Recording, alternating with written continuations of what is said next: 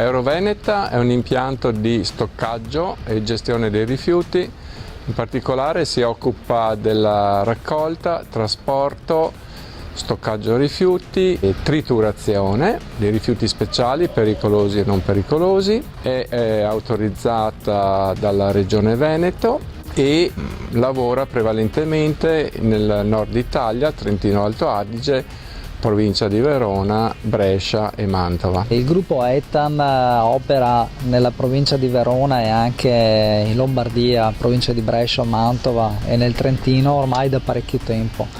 E chiaramente le implicazioni logistiche sono quelle che incrementano i costi della struttura nostra, quindi lo sviluppo con un investimento che è quello di Euroveneta qui nel veronese è effettivamente strategico per lo sviluppo dell'intero gruppo. E abbiamo un circuito da molto tempo e siamo riusciti alla fine ad arrivare a un contratto definitivo con il gruppo SEA e acquisire soltanto venerdì scorso questa realtà importante e anche storica, perché esiste da più di 20 anni qui nel veronese. Direi che ormai le 5 basi che abbiamo nel Veneto ci permettono di lavorare non solo nel Triveneto ma anche nel nord Italia.